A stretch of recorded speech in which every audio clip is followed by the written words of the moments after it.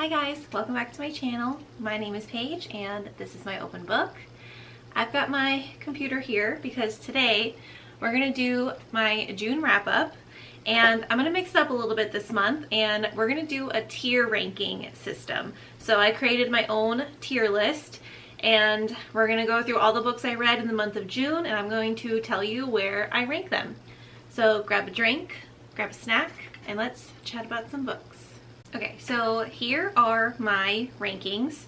So I have 5 different stages that we're going to be going between. So first, at the bottom is books I did not end up finishing. I DNF'd them. Next up we have not my fave. Then in the middle we've got here for a good time, not a long time. So like it was okay, but not really memorable. Number 4 is a solid summer read. And of course at the top, I am obsessed and it's now part of my personality. So I think I got 14 books on this list, so let's go ahead and get started. I don't think these are in order. They're probably in alphabetical order, but this is not the order that I read them in. So we're just going to go with the order that they're here. So first we've got A Ship of Bones and Teeth. Oh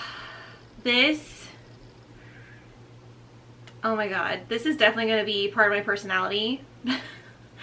This was actually, I think this was the first book I read this month, and it was amazing. I will never forget this book. It's mermaids, it's pirates, it's romance, it's smutty, there's action, there's like fantasy and supernatural elements going on. This is like everything I could ever ask for in a book, all wrapped up in a pretty bow, and I will never forget it. Obviously, all of these books I talked about in my summer reading TBR, my summer reading bucket list, and I actually stuck to it. Almost all of these books are from that list, so I'm proud of myself. And this is just like the epitome of what you want from a summer read, because you're out in the ship on the ocean. Like I said, there's mermaids and sirens, there's pirates. It's like Little Mermaid and Jack Sparrow, and I couldn't get enough of it. I will probably reread this multiple times because it's just that good. It's just that good. Alright, so we started off really strong. Let's see. Ooh, next up is a hard one. This is Beach Read by Emily Henry. Ooh, I kind of want to put it like in the middle. Like, it was good, but I don't think it's like one of my favorites that I'm going to remember for years to come. Like, I don't know. I liked the plot of the story and I did like some elements of the characters, but I feel like I wasn't as invested in the characters of this one. So I think that's why I'm going to put it here for a good time, not a long time. Like, just like the title says, it is a good beach read. Like, I think if you're looking for something to read on vacation, this is a good option, but it didn't personally blow me away. Now, I know people are like obsessed with Emily Henry right now. This is the only book I read by her, and I liked it enough that I want to continue reading other books, but like I said, this wasn't like top tier for me, you know? Like, I think it was good. It was good. So I think I feel good about leaving it in the middle. Next up we have Close Quarters by Candy Steiner. This is a tough one because it definitely gave like really good summer vibes, and it was very like, it helped with the escapism aspect of reading because you have this girl who gets to go on a yacht with this billionaire, and of course the billionaire ends up liking her, so he buys her all these nice things and she gets to follow her dreams of being a photographer in Europe. She's taking pictures of all these beautiful sights, and you know, it's dreamy in that aspect, and I think those are the parts that I liked, because who doesn't want to read that during the summer, right? But the romance aspect of it wasn't my favorite, so like part of me wants to put it in not my fave. I just feel like Candy Steiner has written much stronger books. I don't know if this is like an old book from her or something, but I don't know, it didn't blow me away. It did, like I said, the plot was good. It did have like a good plot twist, like kind of towards the end, in terms of what was happening with like the side characters, and I don't know. Basically, the premise of this one, she goes on a yacht with her boyfriend at the time, and he is going to work on the yacht for the billionaire. but she ends up leaving him for the guy who owns the yacht.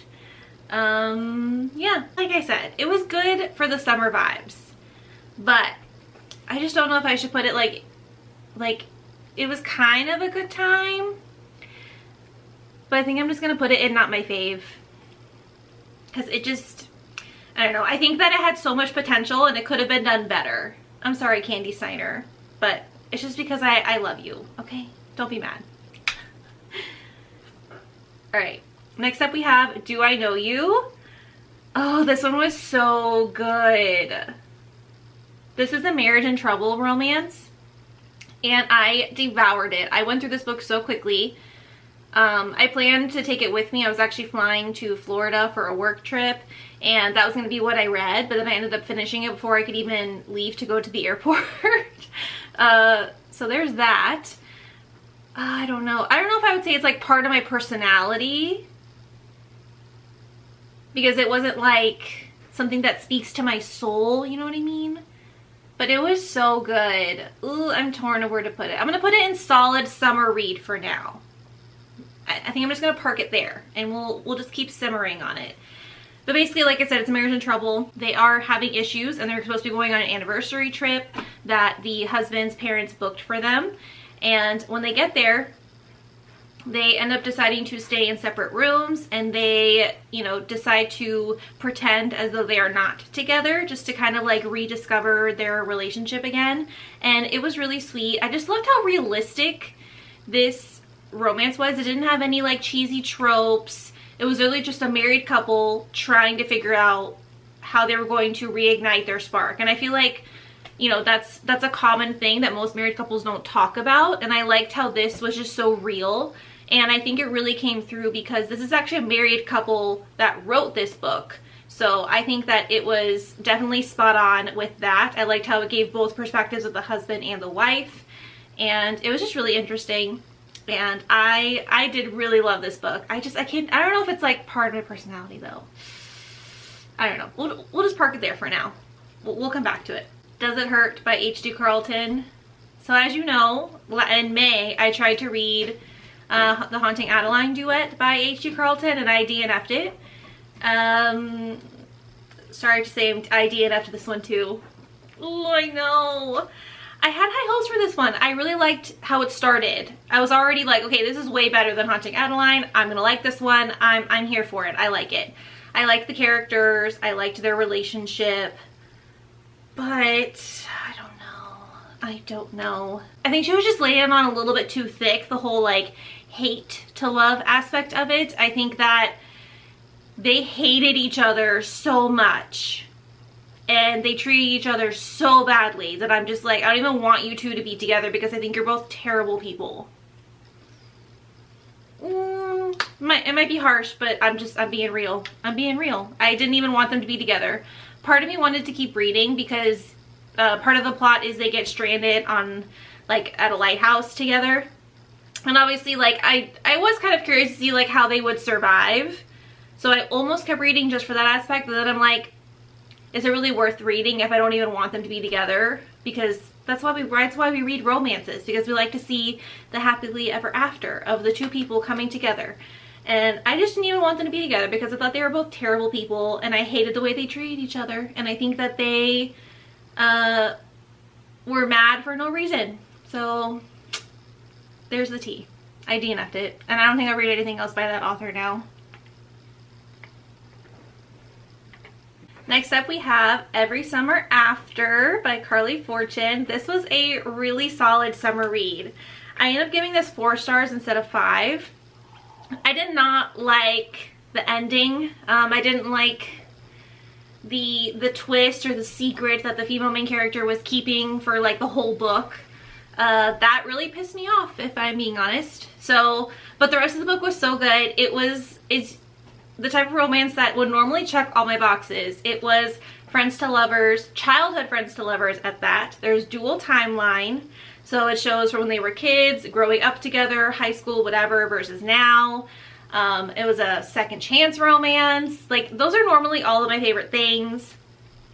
And it gave me the summer vibes. It was, you know, about them being neighbors at these lake houses together. I don't know. That ending just really made me upset. So I feel like I couldn't give it 5 stars, even though I loved everything else. I just didn't like the ending. Not my fave. Okay, next. This was a reread for me. This is Give Me a Reason by A.L. Jackson. My friend Cassie gifted me this special edition cover. I actually have it right here. Look how pretty it is. And look how many tabs I have. This is definitely part of my personality. You guys know A.L. Jackson is my favorite author of all time. And this is the first book in her Motorcycle Club romance series. And I just loved it. It's single dad, it's boss / workplace romance in a way. Basically the main male character, he owns a nightclub. And the female main character is trying to find a way to raise some extra money for something that's going on in her family. So she decides to work there, and then he finds out that she is his son's kindergarten teacher. So there's that going on. He used to be in a motorcycle club because his father was, and there's obviously a lot of dark topics in these books. Make sure you check trigger warnings. And a lot of stuff has happened in his life, and all he cares about is raising his son. He is not the kind of person looking for love, and he thinks that the female main character is too good to even be working at the club. He's like, I don't even know if I want you here. But it ends up being such a sweet romance between the two of them. I love it. I've already read this book before. I already knew this was top tier, but it just further solidified why I love her books. They just hit you in all the feels, okay? Listen, I don't know what to tell you. It's part of my personality. Anything that this woman writes, I'm just like, yes, yes. Well, I shouldn't say anything. We'll talk about that later. Okay. Next up we have The Layover. I think this was a really solid summer read. This book surprised me. I don't know if this is her debut novel, but I don't think she's written very much if it's not her debut novel. So I knew that she was a new author, and I had heard a couple people talk about this book as being like an underrated summer read. So I wanted to add it to my summer reading bucket list, and I'm really glad I did. So this is about it's actually 2 flight attendants, but the male used to be a pilot, but he's not anymore. They're both flight attendants for the same airline, and they end up having an extended layover in, I can't remember what country it is, some kind of tropical destination like Bora Bora or Belize or something like that. And it's kind of like a hate to love. She does not like him. They have some history together, which you guys know I love. I love when people have a history together.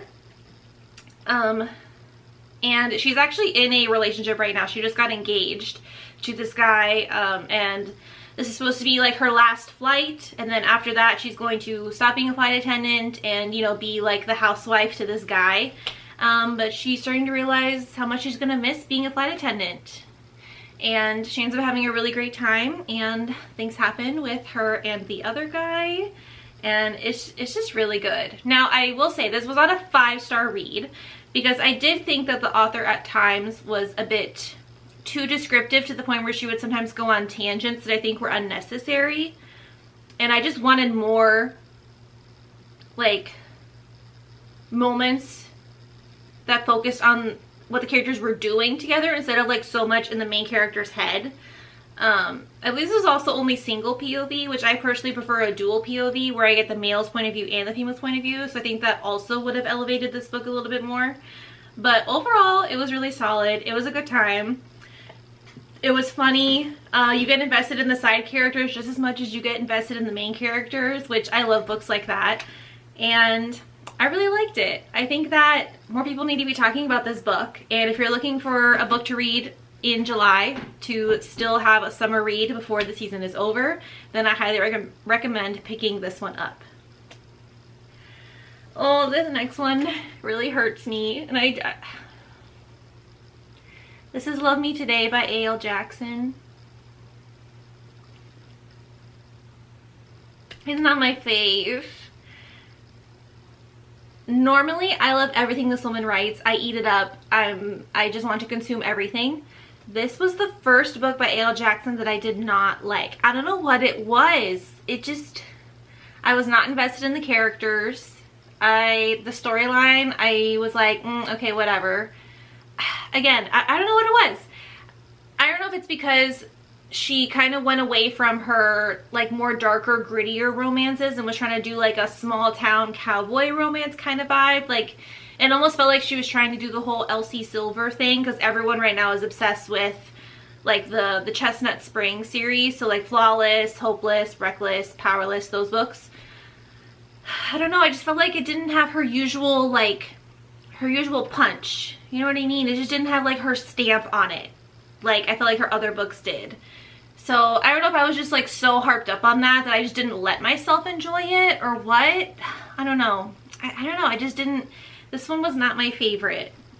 And it makes me sad. But not every author can be perfect. There are obviously always going to be books that you don't like. You can't like everything. Next up, we've got a Taylor Jenkins Reid book. I'm still obsessed with her, and this is now part of my personality. Oh, listen. I didn't even have high hopes for this one because I saw so many people say they didn't like it, because they thought that there was like no plot to it, it was boring, it didn't have the same, you know, like pizzazz as her other books did, but I highly disagree. I think this was more plot heavy than her other books. So basically there's this house party going on for this family of famous siblings. They are famous because their father is a old rock star, and they are also all in like the surfing world. That's why, as you can see on the cover, there's a bunch of people like surfing in the ocean. I loved it because it is still character driven. There's a lot of characters going on in here, kind of like how Daisy Jones and the Six. There's like multiple characters that you're following throughout to see what happens in each person's individual life. Then you're also seeing like how things affect everyone as a whole, and I just find that really fascinating. And they're having this house party that they have every year, and it's usually like this crazy drama-filled thing. There's always something, you know, insane that goes down. This story is leading up to this party, so it'll give you timestamps the day of the party starting at like 6 a.m. and it'll give you updates throughout the day until shit hits the fan at the party, basically later that night.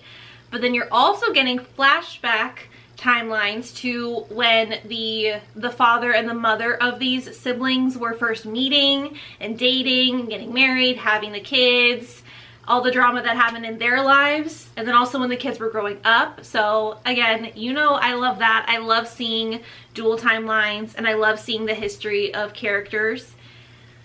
I just loved it. I was obsessed. Like, I want to know all of these people, and I want every detail of their life to be in my brain.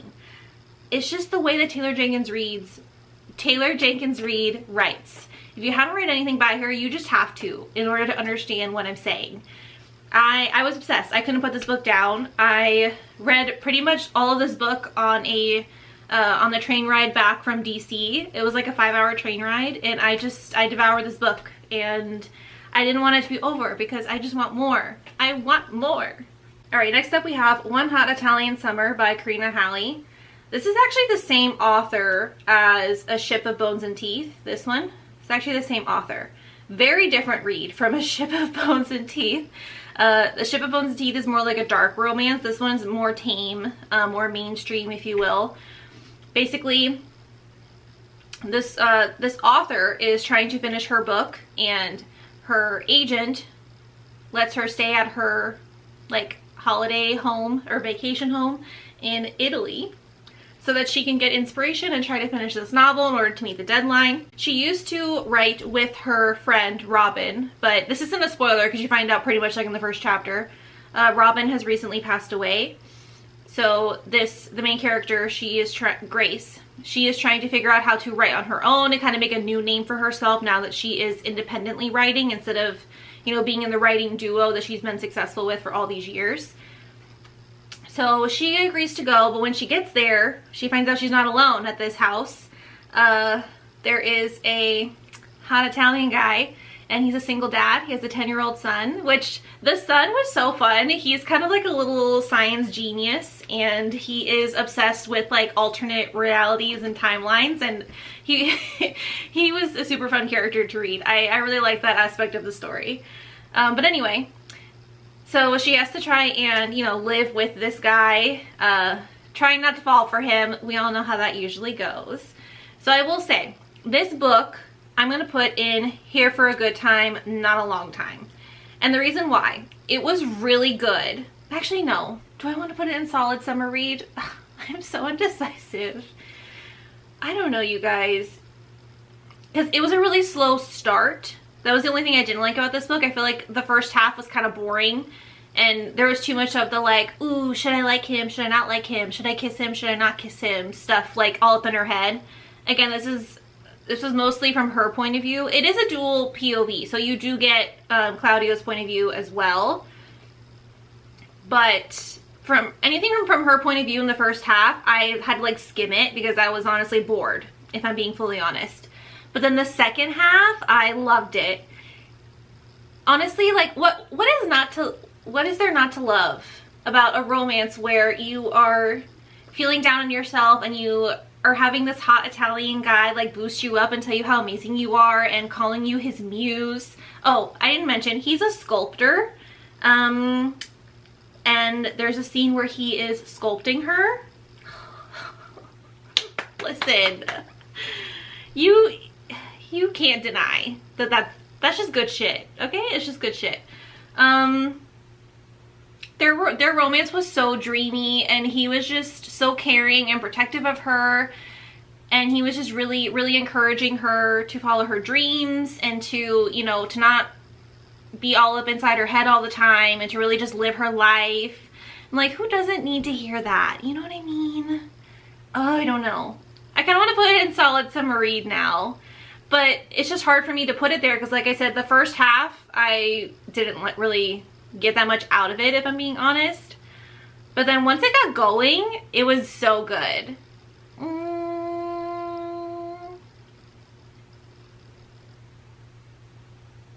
I think I'm gonna leave it in solid summer read. I think I'm gonna leave it there. Because even though the first half was slow, the second half was so good that I feel like it's justified. So we'll do that. And plus I liked it more than beach read. So I feel like that automatically makes it to where I should put it there, you know? And now that I'm thinking about it, I kind of want to put Do I Know You and Now Part of My Personality, because that book was really good. That was probably the best Marriage in Trouble book I've ever read. So I feel like it needs to be in the top tier. Okay. I feel like we're good now. Okay.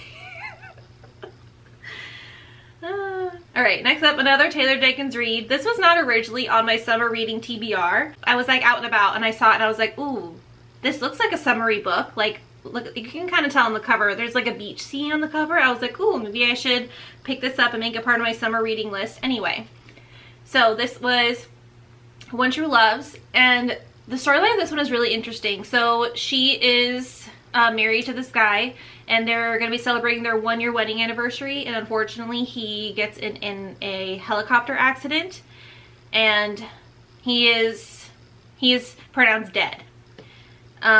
They can't find him. They find the helicopter crash at the scene, all the other people are dead.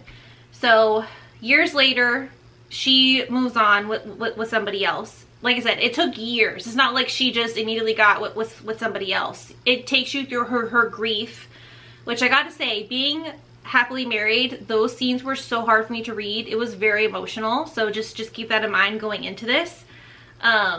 She goes through the grief of losing her husband, okay? Like, it's honestly super emotional.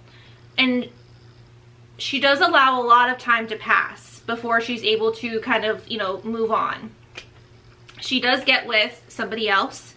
And then, I think it's like right after she gets engaged to this new guy, she finds out that her original husband actually survived. They just found him alive after all these years. He had been surviving on his own. So now she has to try and figure out what she's gonna do. Listen, this is another one.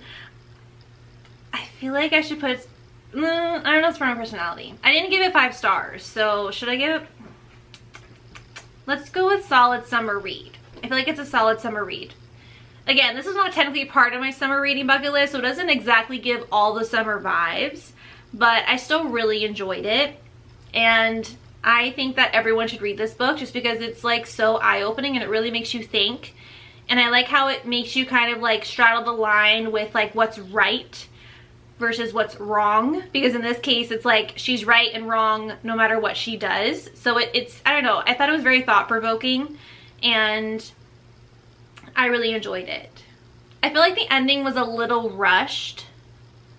Personally, that's why I didn't give it 5 stars, but I still really enjoyed this one. And it was still another solid Taylor Jenkins read. So that's where I'm gonna put it. Ooh, next one we have Our Scorching Summer. I think I'm gonna put it Here for a Good Time, Not a Long Time. I don't know, because it was really fun and I really did like these two characters. I thought they had really great banter. I loved their personalities. It was definitely like a he fell first kind of story, which is really cute to read, like all the things from his perspective. But I don't know how memorable it's going to be like in the years to come, so I don't know if I should put it in solid summer read or if I should leave it Here for a Good Time, Not a Long Time. I feel like it's like in between these two tiers. I feel like I need to make another one. I don't know. I highly recommend if you're looking for a summer read, you should definitely pick this one up. But I just don't know if it's super memorable. And I did feel like it was just a little bit too long. But basically, it's kind of like a friends to lovers. That's kind of how it was marketed. But in my opinion, when I hear friends to lovers, I think like they have like more history together beforehand. But in this one, they're only friends for a very short time. They're only friends because his brother just married her best friend. Basically, they decide to go on a vacation together. She's kind of going through a transition period in her life, and he is going on this trip for work, and he decides to bring her with him just to kind of like give her a break during this transition that she's going through, and to help remind her, you know, that she needs to live a little and to do what she wants. I don't know. This one is so good. So I don't want you to think by me putting it in this third tier that I didn't like it, because I still really liked it. I think that you should definitely pick it up. But I just don't know if it's one of those like super long lasting, like timeless romances. You know what I mean? Okay, we'll leave it there for now. I think you understand what I'm trying to say. Next we have The Summer We Fell by Elizabeth O'Rourke. I think I'm gonna put this in solid summer read. This one was angsty, okay? And there is kind of like a cheating element in this book, so this might be a trigger for some people. It didn't personally bother me with the way that this author wrote it. I think that it was really well done. But basically the female main character, she's basically homeless when she's a teenager because of bad stuff with her family. So this other family decides to take her in, and she ends up dating the son of that family. His name is Danny. And she does come to realize over the years that this isn't exactly like the best relationship for her, and she's not exactly getting everything that she wants out of this relationship, but she almost feels like she owes this family her life because they took her in when she was homeless, basically. So she feels like she has to act this way, and she feels like she has to, you know, embrace the life that they gave her, even though it's not exactly fulfilling for her. And it doesn't really exactly match her personality. She starts to develop feelings for Danny's best friend, because the best friend has a similar background to her, and he definitely like sees her for who she is, and he can tell that she's kind of like living a lie basically, and that she's not able to really be who she wants to be with this family. And I think he tries to bring that out in her, but she's just, you know, she's really stubborn about it. She feels really guilty. So they do develop feelings for each other. This is another, you guys know, it's a dual timeline, so it goes back to when they were in high school versus now. Something crazy has happened now to bring them back together. I'm not going to spoil anything, you'll have to read it. Now, I will say, I loved the flashbacks to when they were in high school. Those were the best chapters, hands down. Just like the emotion in them, and the connection that these two had is really strong. I do wish that the author would have put more of that into the scenes now as they're adults, because it does feel like now that they're reunited as adults, it's more like they're still mad at each other, and then it's like all of a sudden they sleep together. I feel like they don't really get to rekindle that connection well enough while they're adults. So that's what held me back from giving this a 5-star rating. That's why I kind of left it in the 4-star category. I still really loved it. Obviously, you know, you're invested, you want them to be together, you want to know what happened that made them separate all these years. So it's definitely a page turner kind of read, and I loved it. Yeah, I just don't think I should say it's like part of personality, because like I said, I feel like it could have been better, but it was still a really solid summer read and I highly enjoyed it. All right, so these are my final rankings. We've got 4 in the top tier of now part of my personality. We've got solid summer read, 5 of those, 2 in the here for a good time, not a long time, 2 in not my fave, and then 1 DNF. Honestly, this month of reading was really good. This is the first time I've had such a successful TBR, if I'm being honest. I don't usually create a TBR for myself, but this time worked out really well. I'm usually a mood reader, but I think because I was intentional with picking books that I knew would match the summer mood that I would be in, it ended up being really successful, and I'm happy with how it turned out. Alright, so that's going to be it for today's video. I hope you guys enjoyed it. Let me know down below if you liked this whole tier ranking system for my monthly wrap-ups, or if you prefer the way I did it in May. Let me know. And also let me know down below, what was your favorite book that you read this month? That way I can get some more recommendations for the month of July and maybe the beginning of August. Because I feel like summer lasts until like the middle of August, right? So I still got some time. So yeah, that's going to be it for today's video. Be sure to give this a thumbs up and subscribe, and I will see you next week with another one. Bye!